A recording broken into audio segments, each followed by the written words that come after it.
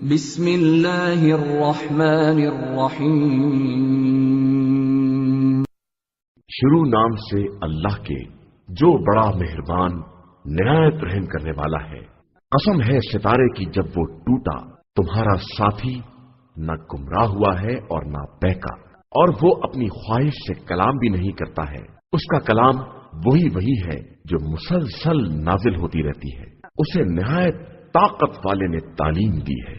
وہ صاحب حسن و جمال جو سیدھا کھڑا ہوا جبکہ وہ بلند ترین افق پر تھا، پھر وہ قریب ہوا اور آگے بڑھا یہاں تک کہ 2 کمان یا اس سے کم کا فاصلہ رہ گیا۔ پھر خدا نے اپنے بندے کی طرف جس راز کی بات کی چاہی وہی کر دی۔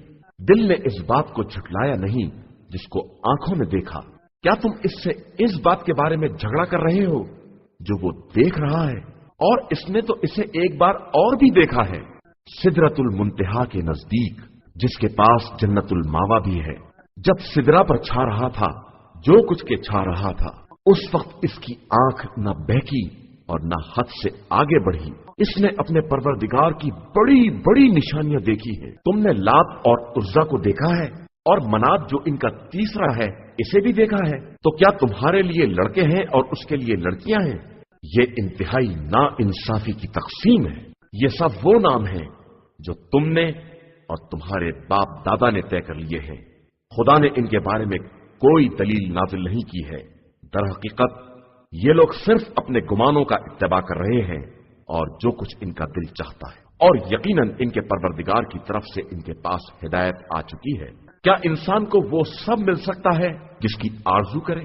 بس اللہ ہی کے لیے دنیا اور آخرت سب کچھ ہے، اور آسمانوں میں کتنے ہی فرشتے ہیں جن کی سفارش کسی کے کام نہیں آ سکتی جب تک کہ خدا جس کے بارے میں چاہے اور اسے پسند کرے اجازت نہ دے دے۔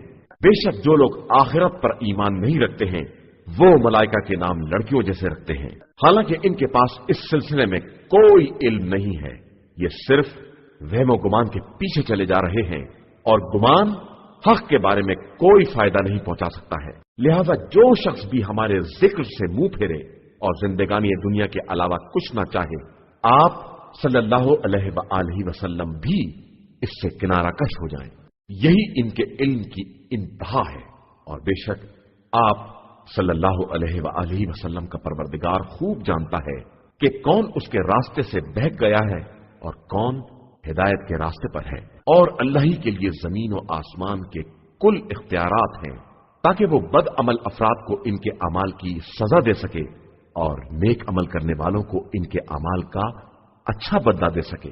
جو لوگ گناہان کبیرہ اور فاحش باتوں سے پرہیز کرتے ہیں گناہان صغیرہ کے علاوہ، بے شک آپ صلی اللہ علیہ وآلہ وسلم کا پروردگار ان کے لیے بہت وسیع مغفرت والا ہے۔ وہ اس وقت بھی تم سب کے حالات سے خوب واقف تھا جب اس نے تمہیں خاک سے پیدا کیا تھا، اور اس وقت بھی جب تم ماں کے شکم میں جنین کی منزل میں تھے۔ لہذا اپنے نفس کو زیادہ پاکیزہ نہ قرار دو، وہ متقی افراد کو خوب پہچانتا ہے۔ کیا آپ صلی اللہ علیہ وآلہ وسلم نے اسے بھی دیکھا ہے جس نے منہ پھیر لیا اور تھوڑا سا راہ خدا میں دے کر بند کر دیا؟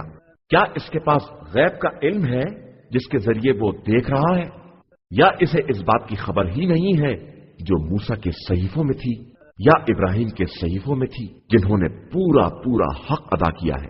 کوئی شخص بھی دوسرے کا بوجھ اٹھانے والا نہیں ہے، اور انسان کے لیے صرف اتنا ہی ہے جتنی اس نے کوشش کی ہے، اور اس کی کوشش عنقریب اس کے سامنے پیش کر دی جائے گی۔ اس کے بعد اسے پورا پورا بدلہ دیا جائے گا، اور بے شک سب کی آخری منزل پروردگار کی بارگاہ ہے۔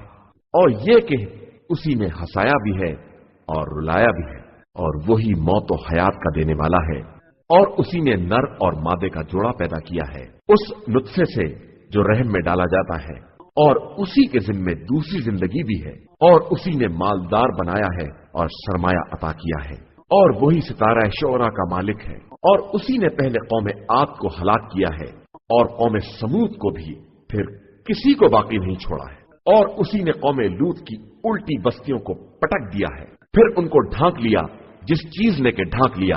اب تم اپنے پروردگار کی کس نعمت پر شک کر رہے ہو؟ بے شک یہ پیغمبر صلی اللہ علیہ وآلہ وسلم بھی اگلے ڈرانے والوں میں سے ایک ڈرانے والا ہے۔ دیکھو قیامت قریب آ گئی ہے، اللہ کے علاوہ کوئی اس کا ٹالنے والا نہیں ہے۔ کیا تم اس بات سے تعجب کر رہے ہو اور پھر ہنستے ہو اور روتے نہیں ہو، اور تم بالکل غافل ہو؟